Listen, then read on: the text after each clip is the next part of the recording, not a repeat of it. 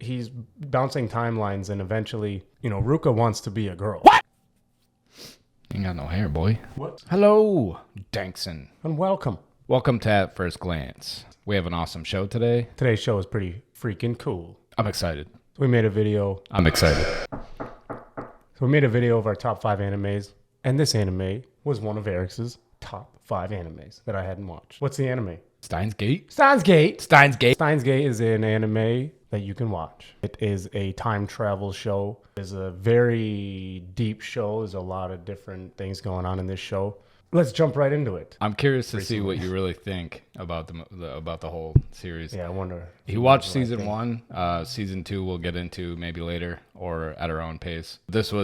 Season 1 was one of my favorites. It's on par with like Naruto with me. It's a lot shorter of a series, which kind of says a lot about the series in general, being a shorter series and being that entertaining the whole entire time through and through. What'd you think? Yeah.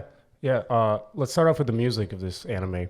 I gave the music a 7. It seems a little low maybe, but I think the intro is really good. I think there's not much music in the anime itself. It's not like an action show.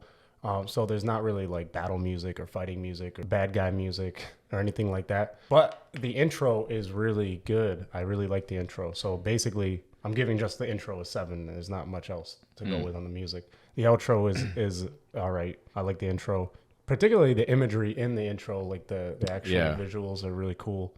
That would be in the art side of things, but I'd say a 7 for the music. I got a 7 as well. Ooh. Not a terrible thing to have the music as a minor aspect of the series, because like I was saying, it's so mind driven and kind of like suspenseful that you don't need any poppy things to really stand out and kind of compensate for the story or whatever it's lacking. Yeah. So I gave it a 7. I still like it. It's got like a weird kind of feel to it, like most animes do. But yeah, cool. 7. We all got 7s. 7s. Great. Now to the art. The art in Steins Gate, I gave an 8. I like the art. It seems pretty like a classic and traditional in a way for anime. But there's a couple scenes where it's something serious is happening, and the main character may be like running to do something, and they change it all into black and white, and it's like this different type of animation going on, which I really like. So they do some interesting animating in it. But all in all, I like the art. It's an 8.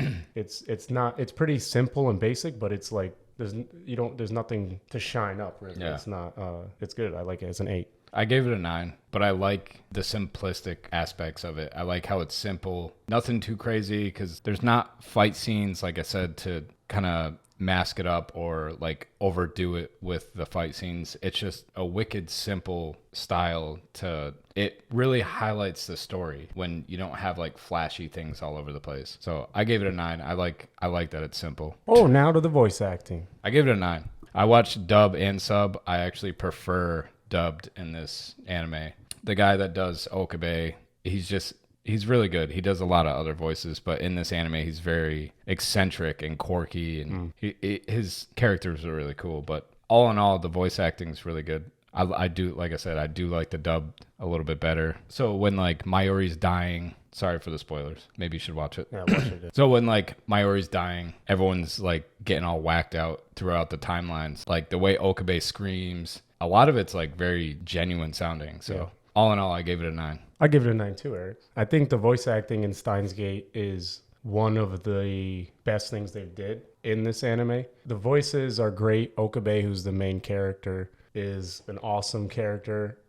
He's like you said, he's quirky and he's a little eccentric. He's a little wacko.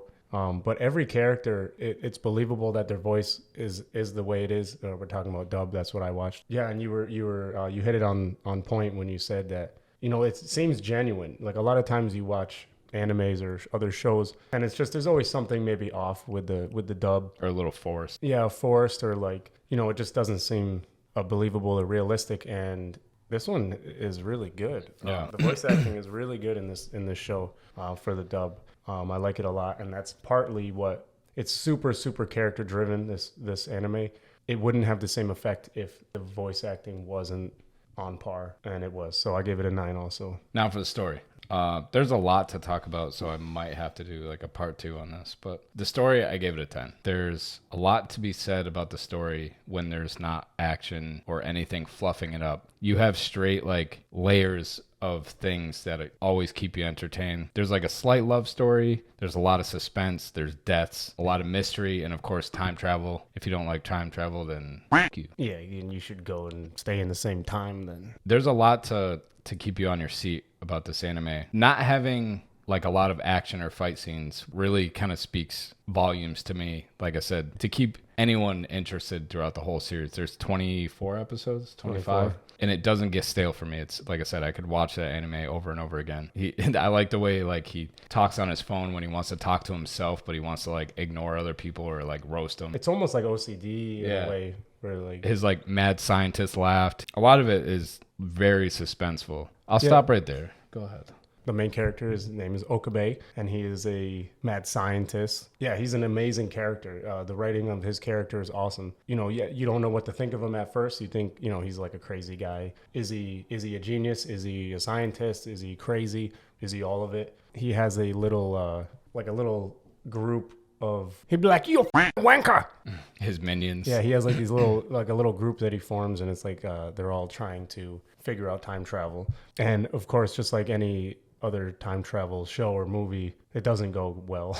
The story itself, did I say what I put on? I gave it an 8, which just seems low again, but an 8 is high for me. Yeah, every character in this story, there's not that many of them, but that's all you get. So you get like 5 characters, like real characters, and it's all between them, and they're intertwining destinies and intertwining, you know, their relationships.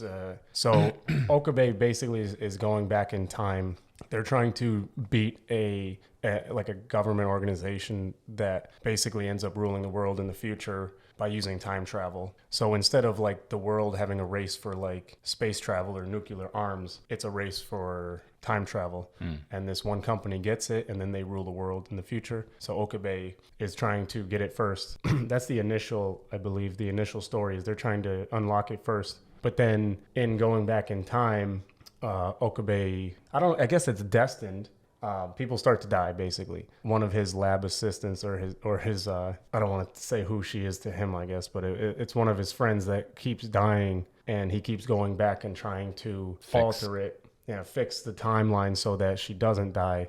But every time he goes back, there's another issue, and then he's got to go back and fix that one, and then it's just it's a total mind because no matter what he does, it just seems like he can't have all of his. He can't have it all. You know, like if something goes wrong, then in order to fix that, then something else has to go wrong. And in order to fix that, something else and so on. So he starts to almost build like these webs of timelines. So he'll jump from one timeline to another. And each time he does that, it starts to mess up a little more and more about, you know, what he's natural to, his normal timeline. So he jumps to one and his assistant keeps dying. It takes him a while to figure out he has to jump another timeline to stop that. And then once he jumps another timeline, then there's another issue and more issues and more issues. So it kind of keeps going. And then ultimately he just starts to realize that his first timeline is what he needs to be at. So then he's trying to reverse engineer everything that he just did. Yeah.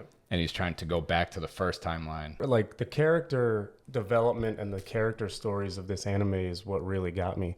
Obviously, Okabe is like the brains of the operation.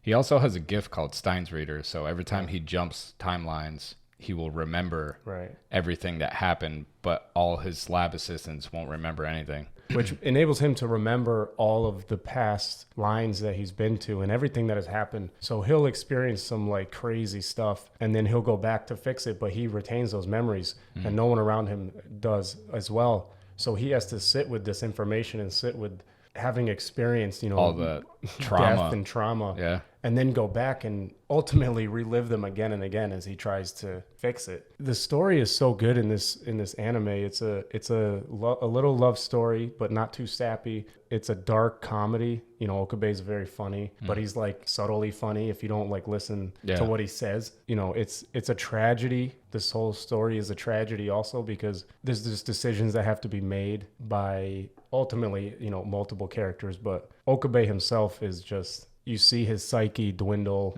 as you go from being affected by, going from affecting him, a lot to him becoming numb to the fact that he may see his friends dying again and again, and he becomes numb to it, and it just becomes a puzzle for him to solve rather than trauma. And it's kind of like his coping mechanism. It's a very dark it's dark anime. It's, like I said, it's on par with my number 1 and 2 slot right now for my favorites. One of the funniest parts of this anime is one of his assistants name is Ruka, and Ruka is a boy, but Ruka is like a very feminine looking boy, and he looks like a girl basically. So like when he's introducing this character, he's saying like, she's Ruka, delicate as a orchid. Yeah, delicate. But she's a dude. Yeah, or delicate. Ruka's a dude.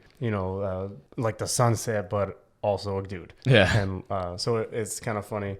For a little spoiler, I suppose, he's bouncing timelines, and eventually, Ruka wants to be a girl. So Ruka asks to change something in the timeline to make his mom eat some vegetables, which I guess makes it a girl. Potentially make it a girl in the womb. So he does that, and he goes back, and Ruka is now a girl. And that's a whole funny thing. Yeah, the comic relief is awesome. And then you find out that Ruka is in love with Okabe. So he finds that out when Ruka is a girl. They have to go back in time in order to fix a different tragedy. They have to reset what Ruka had done. Okabe goes to Ruka, that he finds out that she in this timeline is in love with him, and he asks her if they can go back and redo that, even though she won't have a memory, or he won't have a memory that he was a girl. But it's like this very deep thing, because he's in love with Okabe, or she's in love with Okabe, but then she has to decide, in order to save somebody else, is she willing to go back and become a boy again? And then to also know that she or he then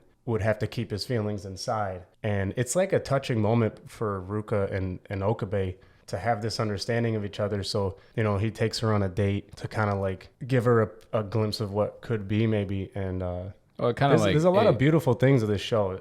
That's one of my favorite parts, is Ruka and Okabe, and the whole dynamic of it all, and like making the decision to sacrifice your deepest desires almost for the good of someone else. And that's a minor spoiler compared to the rest of the story. There's so many twists and like suspenseful things that are a mystery until it happens. Mind blowing. If you haven't watched it, do so, because you're missing out. I know a lot of people that haven't watched it, and even when I was explaining to you, so I was kind of curious to see, like, when I kind of recommended Steins Gate to you, like what you initially thought when I was trying to just touch upon it, like, oh, it's just about like time travel, there's no fighting, blah blah blah. Like, I'm sure somebody's initial reaction would be like, I don't really care. Well, if you have to, if you don't have action and like those flashy things to keep people's attention, then you have to have good characters and good story and good progression with the characters themselves. And Steins Gate's writers, I think, did an amazing job with these characters. Like I said, they did make a season 2. It's still good. It's not as good in my opinion, but we could touch upon that later if you guys want. Let us know. I'm going to watch the second season for Just my own. Yeah, because I like the first one so much. It may not be as good, or maybe whatever, but it's still good. I would still watch it. Yeah. To be honest, unless if I go back and I try to think of whoever introduced me to like Naruto or like Dragon Ball Z, I haven't had someone suggest an anime to me that liked it so much that I in turn liked it so much also. Like usually there's not a disconnect, but like, oh yeah, I can see how you liked it, but like, there's some differences. Yeah, but this one's kind of like a sleeper. It's on Hulu. It's old, in 2010. I never heard of it, but it's awesome. So that's kind of the whole point of this channel, to suggest and show animes that other people might not have seen, like we did. I suggested Afro Samurai, and he watched that. We have a video on it. That's the whole point. You want to get put on to shows that you may not think you like just because of the cover or like the description or whatever. All in all, this is a great anime. If you want to watch it, and leave some comments about what you thought about it, what you liked about it. If you didn't like it, then probably you're just too dumb. I think that wraps it up for Steins Gate. Yeah, don't forget to like, subscribe, comment, and ring that bell. A ping pong. Night night. Keep it butthole tight.